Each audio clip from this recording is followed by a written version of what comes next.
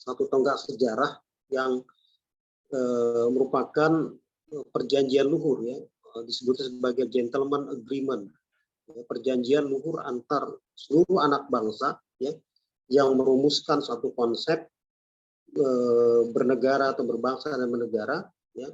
Kemudian lahir yang namanya Piagam Jakarta. Nah, Piagam Jakarta inilah yang menjadi, ya, mukadimah atau pembukaan Undang-Undang Dasar 1945. Ya, makanya dalam mukadimah atau dalam pembukaan Undang-Undang Dasar 1945 kan jelas, di atas berkat rahmat Allah Subhanahu Wa Taala, ya, bangsa ini merdeka. Artinya kemerdekaan ini tidak lepas dari pertolongan Allah Subhanahu Wa Taala, dan pertolongan Allah Subhanahu Wa Taala itu tidak mungkin datang kecuali kepada orang-orang yang beriman, ya, pada orang-orang yang dekat dengan Allah. Siapa mereka? Ya, para santri, ya, para kiai, ya, para ulama yang berada di garis depan dalam melawan penjajahan. Nah, itu jelas, ya.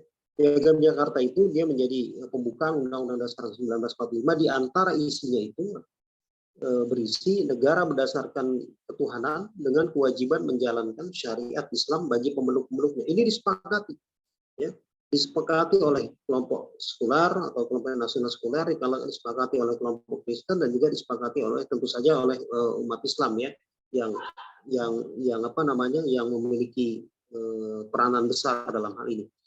Kenapa umat Islam menginginkan negara atau menginginkan ditegakkannya syariat Islam bagi pemeluk-pemeluknya, ya. Pertama, tentu saja melihat fakta secara demografi, ya, secara jumlah penduduk itu kan mayoritas bangsa ini adalah umat Islam. Yang kedua, melihat dari fakta perjuangan, ya, saham terbesar perjuangan kemerdekaan Republik Indonesia ini, ya, dihasilkan atau disumbangkan dari umat Islam, ya. Di umat Islam memiliki sumbangsi atau kontribusi yang besar bagi kemerdekaan bangsa ini, sehingga wajar, ya, kalau misalnya umat Islam menuntut, ya, ditegakkannya syariat Islam, dan itu diterima, ya. Soekarno bahkan di depan para tokoh ketika itu dia mengatakan, tolong tuan terima kesepakatan ini, ya. Kesepakatan yang dihasilkan dari peras otak, ya, dari tukar pikiran, ya, dari tukar gagasan, ya, dari perdebatan, gitu, ya, sampai Soekarno dengan mengatakan dengan rasa menangis, gitu, mohon tuan terima, ya. Walaupun, ya, dalam perjalanan sejarah, ya, 7 kata dalam Piagam Jakarta yang merupakan tonggak awal penegakan syariat Islam itu dihapuskan pada tanggal 18 Agustus 1945, ya, sehari setelah proklamasi kemerdekaan Indonesia, ya. Ya, makanya Pak Nasir mengatakan tanggal 17 Agustus 1945 kita bersyukur, ya, bertahmid, bertakbir, ya, bertahlil, ya. Kita bersyukur karena kita memproklamasikan kemerdekaan. Tapi tanggal 18 Agustus, kata Pak Nasir, kita beristighfar, memohon ampun pada Allah karena 7 kata dalam Piagam Jakarta yang sudah disepakati itu kemudian dikhianati, ya, dihapuskan, ya. Yang menghapuskan itu justru orang yang tidak terlibat dalam penandatanganan Piagam Jakarta, ya. Sehingga para tokoh Islam ketika itu mengatakan bahwa dihapuskannya Piagam Jakarta ini adalah hasil dari patgulipat politik, ya, hasil dari konspirasi politik, ya, untuk menjegal, ya, penegakan syariat Islam. Nah, ini yang perlu kita pelajari, ya, pada malam hari ini, ya, bahwa memang kalau umat Islam menginginkan tegaknya syariat Islam ketika itu, ya, menginginkan negara yang nantinya merdeka itu berdasarkan syariat Islam, jadi bukan keinginan yang di luar batas, ya. Ini keinginan yang sangat wajar, ya, karena melihat fakta mayoritas bangsa ini adalah umat Islam, dan juga melihat fakta perjuangan kemerdekaan negeri ini, ya, sumbangsi terbesarnya adalah umat Islam. Nah, makanya ketika itu kelompok nasional sekuler, ya, kelompok Kristen menerima, tetapi ada beberapa gelintir orang yang kemudian menjegal itu, ya, dengan kepentingan atau dengan motif-motif politik yang memang tidak suka dengan syariat Islam, ya. Nah, Haji Agus Salim, ya, kemudian juga Ah Hasan, ya, tokoh-tokoh besar di Republik ini, Prof. Aminoto, kemudian juga tokoh-tokoh yang lain, ya, mereka menyatakan dengan tegas, ya, negara yang nantinya merdeka itu harus diatur dengan aturan-aturan Islam, ya. Tetapi gitu ya, keinginan untuk menegakkan syariat Islam ini dilakukan bukan dengan cara tirani mayoritas, ya, bukan dengan cara memaksakan kehendak, ya, memaksakan aspirasi. Makanya ketika itu ya berkumpul, ya bersepakat, kemudian lahirlah apa yang namanya dengan Piagam Jakarta. Piagam Jakarta ini tonggak dari konsensus nasional sebenarnya. Ya, makanya Pancasila versi Piagam Jakarta dengan Pancasila versi 18 Agustus 1945 itu berbeda, ya. Ya, kalau versi Piagam Jakarta kan negara berdasarkan ketuhanan dengan kewajiban menjalankan syariat Islam bagi pemeluk-meluknya, yang kemudian berganti dengan ketuhanan yang Maha Esa, ya. Ini kalau saya melihatnya dihapusnya Piagam Jakarta itu pada tanggal 18 Agustus 1945 itu sebagai petaka sejarah, ya. Petaka sejarah dari perjuangan umat Islam yang selama ini memiliki kontribusi besar, ya, dalam memerdekakan bangsa ini, ya. Jelas, ya, dalam pernyataan-pernyataan para tokoh Islam ketika itu, ya, menginginkan negara yang nantinya merdeka itu diatur, ya, berdasarkan nilai-nilai Islam, ya. Bahkan dalam persidangan di Konstituante, ya, kalau kita lihat, ya, setelah kemerdekaan, ya, setelah pemilu tahun 1955 gitu, ya. Kemudian ada debat di Konstituante dari tahun 1956 sampai tahun 1959 itu, ya. Selama 3 tahun itu.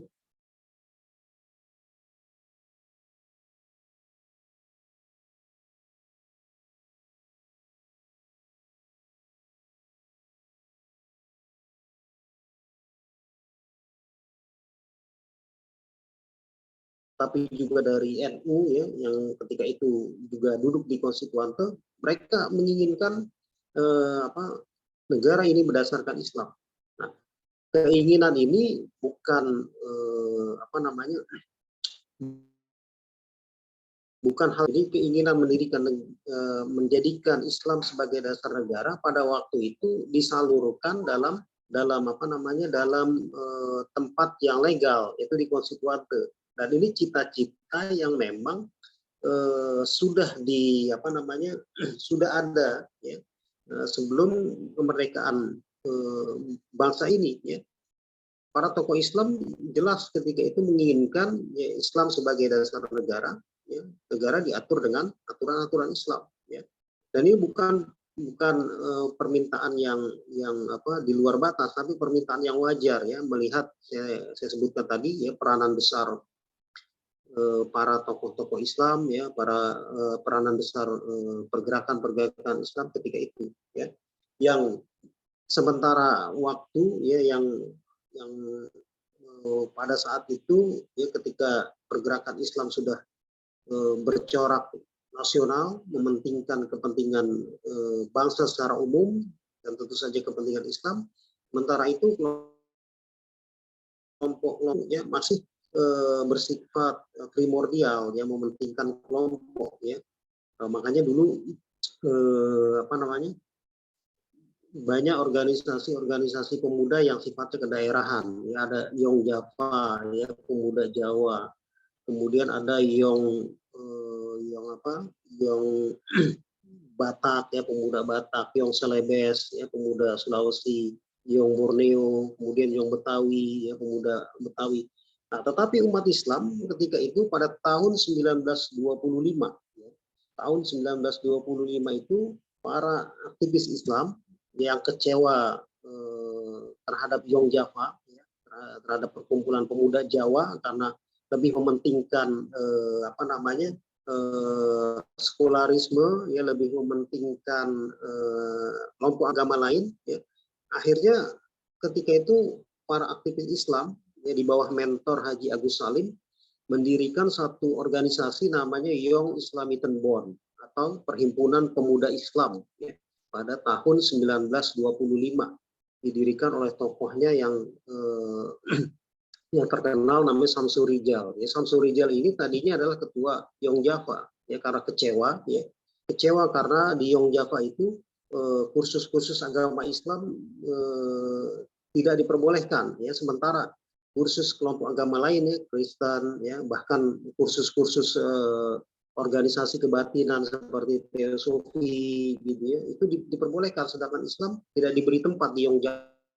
Kemudian Samsul Rijal ini berkonsultasi dengan Haji Agus Salim, ya, bertemu dengan Haji Agus Salim, berkonsultasi, kemudian kata Haji Agus Salim, sudah dirikan saja, ya, perhimpunan pemuda yang sifatnya nasional, yang sifatnya umum gitu, ya, tidak corak kedaerahan.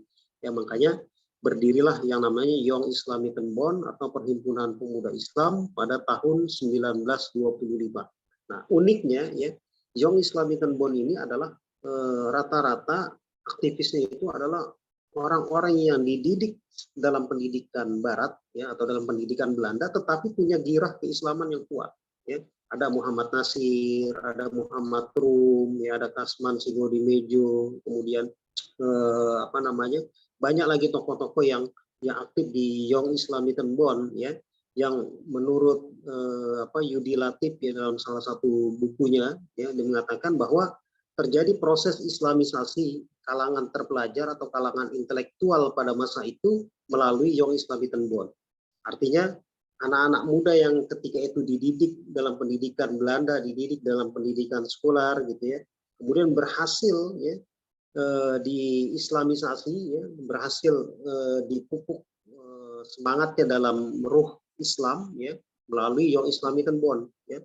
Nah, kita tahu di antara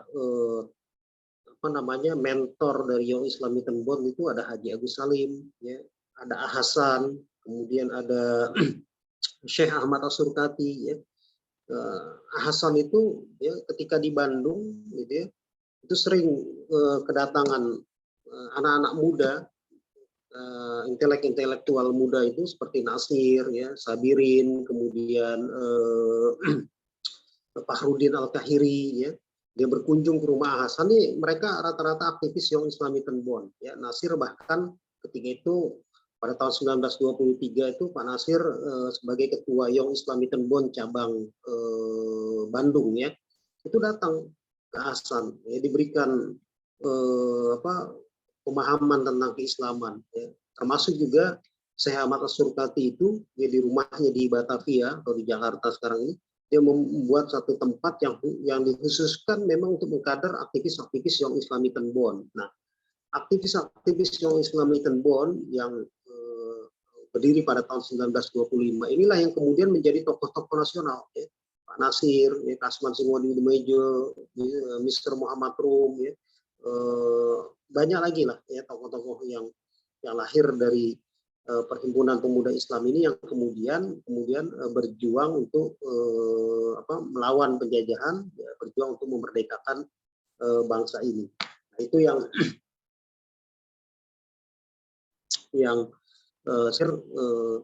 kita harus memahami, ya, bagaimana latar belakang sejarah, ya, terbentuknya para aktivis pergerakan Islam yang kemudian berkontribusi dalam kemerdekaan Republik ini, termasuk juga kontribusi organisasi-organisasi Islam, ya. Ini yang dapat saya sampaikan, ya, sebagai informasi atau sebagai menambah wawasan kita, ya, dalam acara malam hari ini yang mudah-mudahan bisa bermanfaat bagi kita. Dan tentu saja, ya, apa yang saya sampaikan ini, ya, apa yang malam hari ini saya sampaikan dalam acara ini, ya, merupakan fakta sejarah yang tidak mungkin bisa dinafikan, ya, oleh siapapun, ya. Artinya peran besar umat Islam ini, ya, itu sangat nyata gitu, ya, yang bagi kemerdekaan Republik Indonesia. Demikian, mohon maaf, ya, kalau ada kekurangan. Terima kasih. Assalamualaikum warahmatullahi wabarakatuh. Waalaikumsalam warahmatullahi wabarakatuh. Terima kasih banyak Ustadz Arta Wijaya atas segala pemaparannya. yang cukup jelas banget, yang cukup gamblang, yang hal ini merupakan sebetulnya hal-hal yang seharusnya kita pahami dengan baik seperti itu.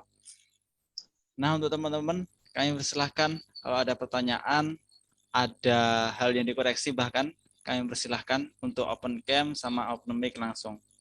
Silakan teman-teman.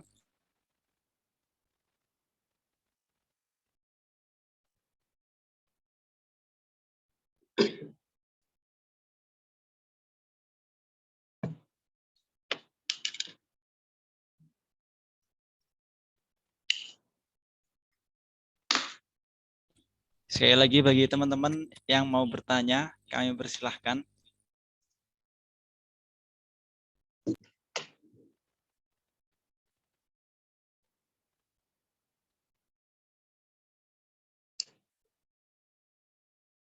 Jadi sedikit sebelum ada pertanyaan dari teman-teman, sedikit tadi ada hal-hal yang saya catat dari apa yang telah disampaikan oleh Ustadz Arta, yaitu mengutip perkataan Bapak Muhammad Nasir tadi bahwasanya umat Islamlah yang sebetulnya membuka politik kemerdekaan bangsa Indonesia, dan umat Islamlah yang pertama kali memecah sekat kesukuan di umat Islam di Indonesia seperti itu. Kemudian juga lahir pertama kali gerakan Indonesia itu adalah SI, Serikat Islam, yang didirikan tahun 1905 di Solo oleh Pak Haji Samanhudi. Pak Haji Samanhudi, beliau bergerak di bidang tekstil, yang kemudian pada corak gerakan SDI pun juga terfokus pada gerakan perdagangan seperti itu. Kemudian pada tahun 1908 berdiri Budi Utomo yang hanya keanggotaannya lingkup Ningrat Jawa Madura, yang kemudian juga anti pada aspirasi keislaman. Namun dari Budi Utomo sama Syarikat Islam ini yang memiliki jumlah massa terbesar adalah Syarikat Islam seperti itu. Dan Syarikat Islam sendiri memiliki badan otonom berupa laskar ya, atau yang biasa dikenal dengan Tentara Kanjeng Nabi Muhammad seperti itu. Nah, juga pemimpinnya dari Syarikat Islam ada Hos Cokroaminoto, Haji Umar Said Cokroaminoto, yang disebut sebagai Raja Jawa tanpa mahkota, sebab beliau di mana beliau datang mengadakan rapat besar orasi, datang ribuan masyarakat rakyat Indonesia datang ke sana berbondong-bondong seperti itu. Kemudian umat Islam pada waktu itu yang diwakili oleh SI mengadakan gerakan ekonomi, gerakan politik keumatan, yang hal ini tidak hanya terfokus pada umat Islam saja, tapi bersifat umum gitu. Dan ada ormas Islam lain seperti Muhammadiyah, seperti Nahdlatul Ulama, seperti Persatuan Islam, seperti Al-Irsyad Islamiyah, dan macam-macam yang lainnya, yang berdiri sebelum kemerdekaan bangsa Indonesia, membuktikan bahwasanya umat Islam sebelum kemerdekaan alias pra-kemerdekaan memiliki peran aktif dalam proses menyambut kemerdekaan bangsa seperti itu. Nah, dari corak perjuangannya umat Islam sendiri bermacam-macam, ada di bidang ekonomi, pendidikan, ada di bidang politik secara langsung, dan berbagai macam hal umat Islam turun ke sana seperti itu. Nah, kemudian juga salah satu bentuk warisan dari umat Islam terdahulu, umat Islam pra-kemerdekaan di bidang pendidikan, yaitu berupa pesantren. Kalau menurut saya sendiri bahwasanya pesantren ini merupakan corak pendidikan asli bangsa Indonesia itu ya pesantren gitu. Yang mana corak pendidikan sekolah umum itu adalah warisan Belanda, sehingga boleh dikatakan bahwasanya pendidikan asli bangsa Indonesia adalah pesantren, bukan sekolah umum gitu. Ini pendapat saya pribadi gitu. Kemudian juga disampaikan dari Ustadz Atta tadi bahwasanya jas hijau. Kalau Bung Karno mengatakan ada jas merah, jangan sekali-sekali melakukan sejarah. Ustadz Arta mengungkapkan jas hijau, jangan sekali-sekali menghilangkan jasa ulama. Jasa ulama itu banyak banget, khususnya di bangsa Indonesia sendiri. Seperti ada Diponegoro, kemudian Hasanuddin, Imam Bonjol, perjuangan rakyat di Aceh, di Maluku, dan macam-macam, yang hal itu merupakan perjuangan umat Islam jauh sebelum kemerdekaan. Jadi hal ini sebuah bukti nyata bahwasanya umat Islam semenjak datangnya Belanda ke sini sudah mengadakan perlawanan gitu. Jadi 350 tahun itu bangsa Indonesia bukan dijajah, namun selama 350 tahun bangsa Indonesia itu mempertahankan kemerdekaannya gitu. Kemudian juga lanjut pada PKM Jakarta, bahwasanya di sana jelas banget 7 kata yang dihapuskan itu merupakan suatu hal kewajaran. Kenapa umat Islam menginginkan dilaksanakannya syariat Islam bagi pemeluk-pemeluknya? Karena umat Islamlah yang secara umum melakukan perlawanan, melakukan perjuangan di Indonesia seperti itu. Kemudian juga yang macam-macam banyak hal perjuangan umat Islam di Indonesia yang tidak bisa kita gambarkan, jabarkan malam ini satu persatu. Namun yang jelas poin utamanya adalah kita sebagai bangsa penerus, bangsa Indonesia, khususnya pada umat Islam, khususnya lagi oleh pemuda Islam, harus memahami alur perjuangan ini, karena sebagai rantai perjuangan umat kita harus memahami apa yang telah dilaksanakan oleh para pendahulu kita, oleh orang tua kita, yang selayaknya kita perjuangkan juga gitu. Kemudian juga kalau kita melihat tadi bahwasanya ada namanya Jong Java, yaitu perkumpulan anak-anak muda, kaum intelektual muda yang mengkhususkan bagi pemuda Java, yang kemudian lagi membelot alias membuat organisasi baru bersama Samsur Rizal tadi, karena tidak tertampungnya aspirasi keislaman sehingga terbentuklah Jong Islamiyatan Bond, yaitu perkumpulan pemuda Islam yang menasional, tidak hanya Jawa, tidak hanya Sumatera, Madura dan sebagainya, tapi menasional, yang mana hal ini berdiri tahun 1925 dan menjadi awal dari islamisasi kalangan intelektual muda, sehingga proses islamisasi dari seorang intelektual muda tadi di sekolah Belanda, prosesnya salah satunya dari Jong Islamiyatan Bond, sehingga PII saya rasa merupakan harus ambil andil di sini juga, karena di sekolah umum yang minim pendidikan agama hanya 2 jam 1 pekan, PII pun harusnya juga hadir dalam kalangan pelajar untuk proses islamisasi di kalangan intelektual muda, proses islamisasi di kalangan pelajar maupun mahasiswa seperti itu. Nah, untuk selanjutnya teman-teman kami persilakan untuk bertanya, untuk pertanyaan-pertanyaan yang kaitannya dengan tema kali ini, yaitu perjuangan umat Islam Indonesia pra kemerdekaan. Kami persilahkan.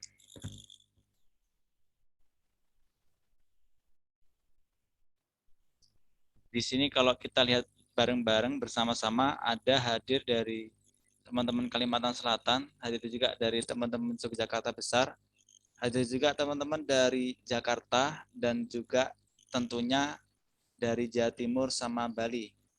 Jadi teman-teman kami persilakan untuk 1-2 pertanyaan.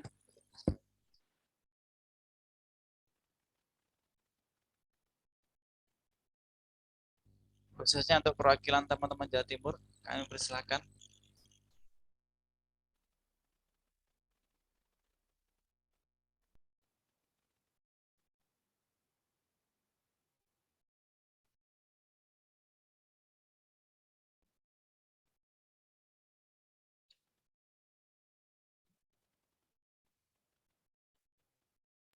Halo, Rek.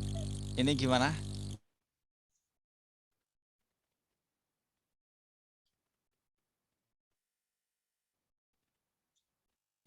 Yang mau bertanya kami persilahkan ya. Baik Ustadz, sambil menunggu teman-teman yang lain, ini pertanyaan langsung dari saya Ustadz, bahwasanya kita sebagai kader umat Islam yang meneruskan perjuangan umat, kira-kira apa yang harus kita ambil dari sejarah tersebut gitu Ustadz? Maksud saya, poin utama apa yang bisa kita ambil dari alur perjuangan umat Islam khususnya pra kemerdekaan seperti itu. Ya, terima kasih. Ya memang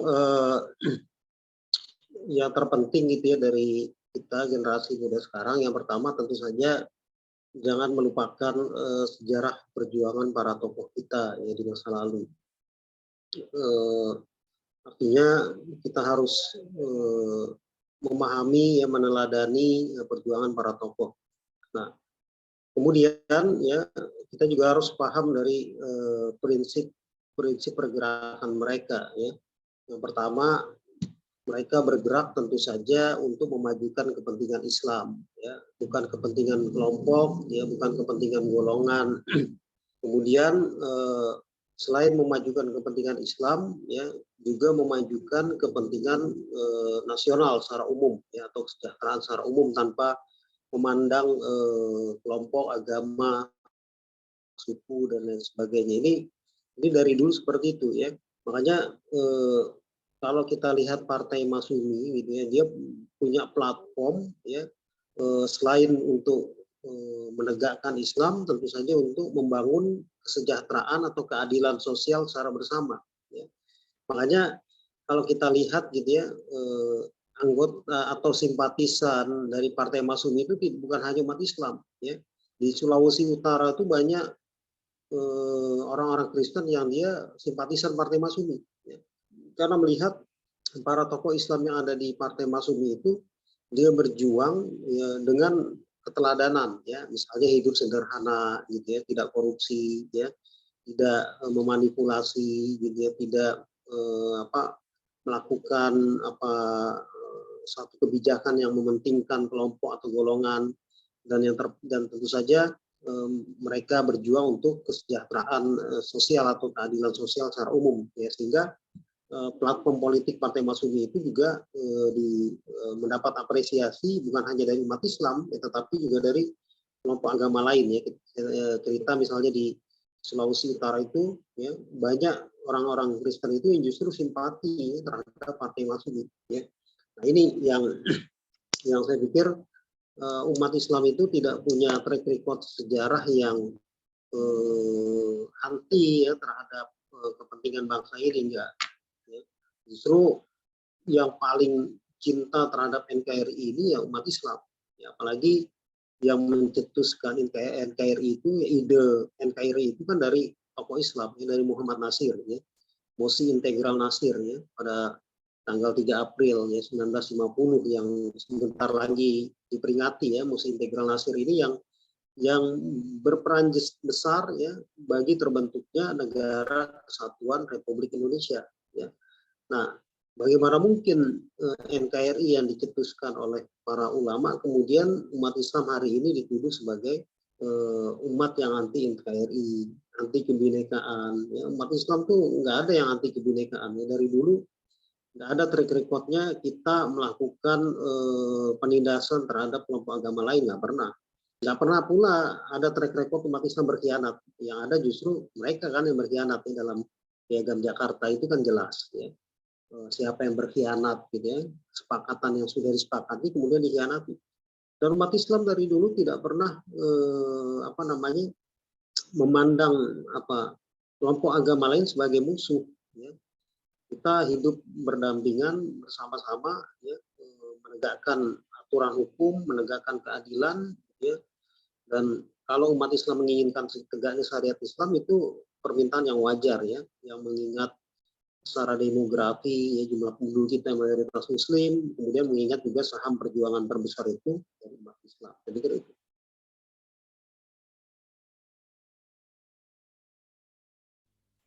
Baik, saya terima kasih banyak terhadap pemaparannya. Tadi dari 2 poin yang disampaikan oleh Ustaz Artawijaya kaitannya dengan prinsip gerakan Islam, yaitu mengutamakan kepentingan Islam alias kepentingan umat Islam dan kepentingan nasional alias kepentingan secara umum. Dari sini saya teringat sebuah kata-kata pesannya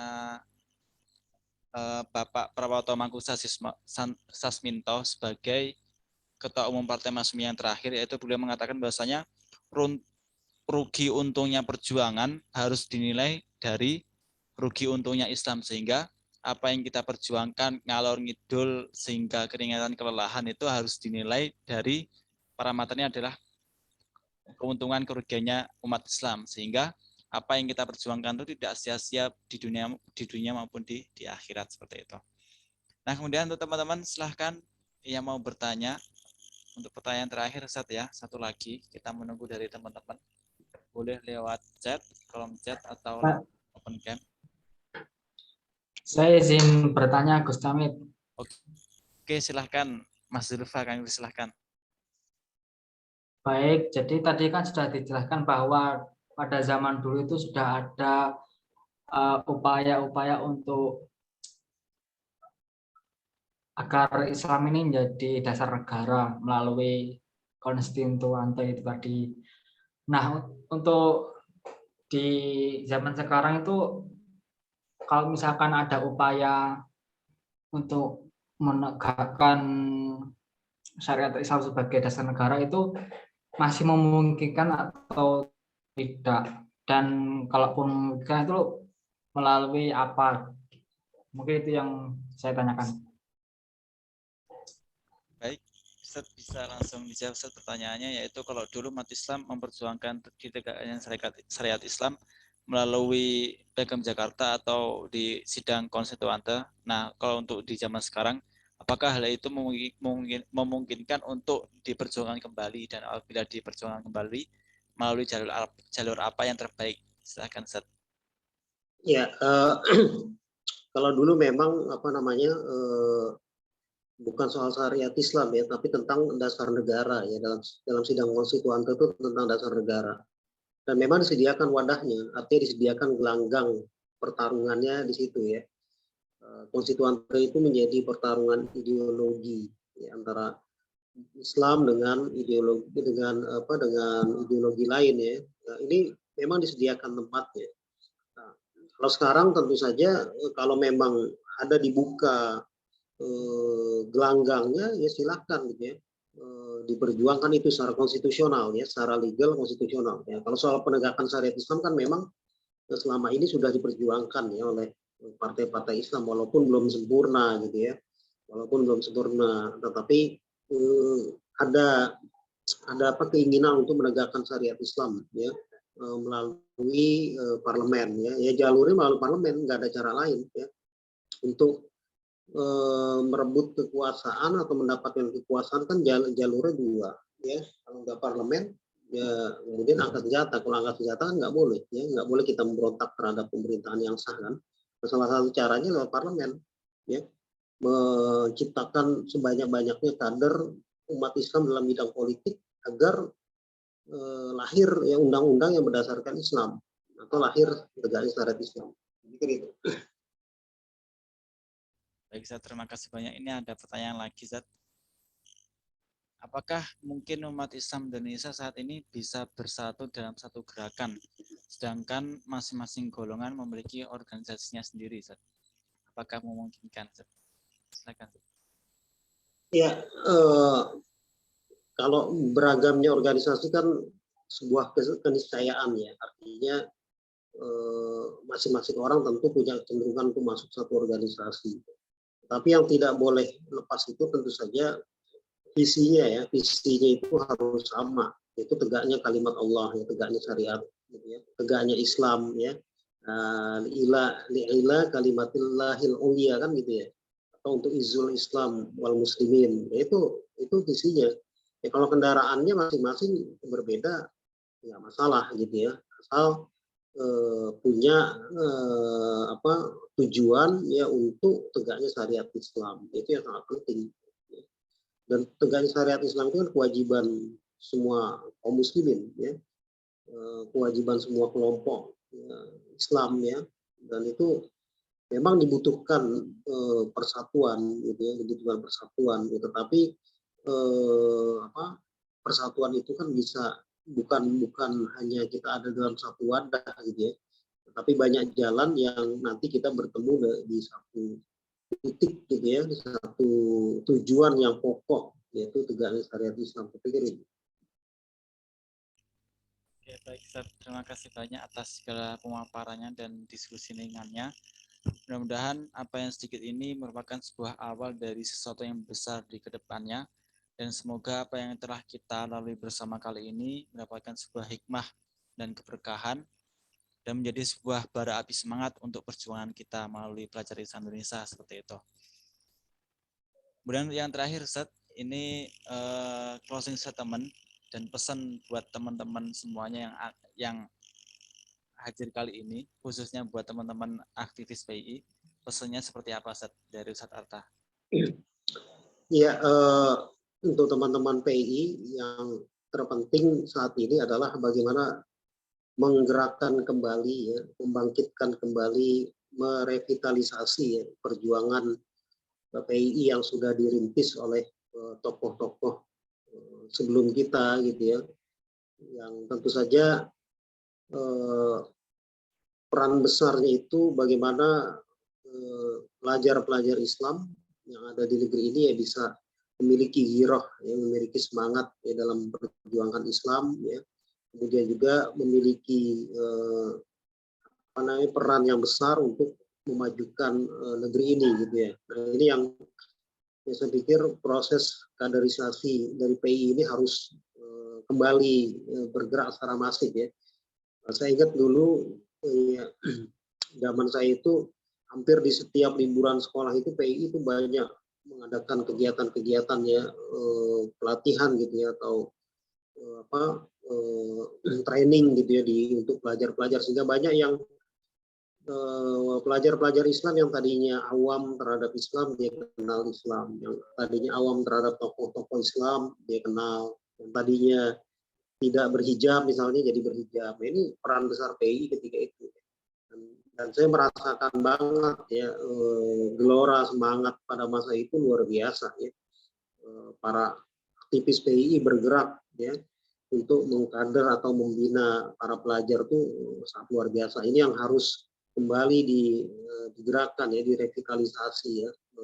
Artinya membangun sebanyak-banyak atau mencetak, mengkader sebanyak-banyaknya kader yang punya militansi kuat dalam membela Islam itu saya pikir.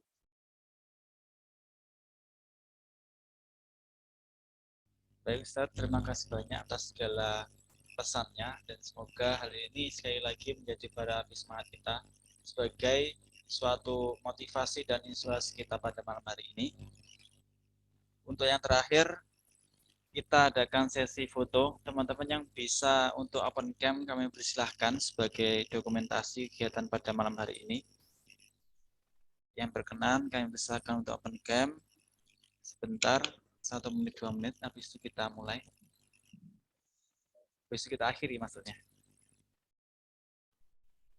Oke, baik. Dalam hitungan ketiga, teman-teman bisa memberikan pose terbaiknya. 1, 2, 3. Oke, saya ulangi.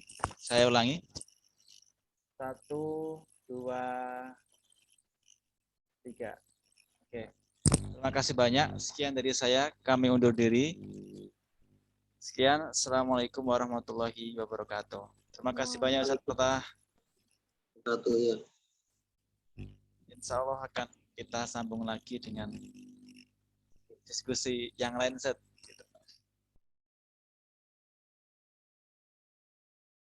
Makasih banyak Rek telah menyempatkan untuk hadir.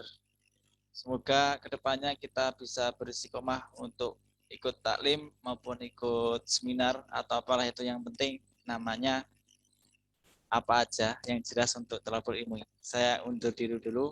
Ini saya akhiri semuanya. Teman-teman makasih banyak sekali lagi. Assalamualaikum.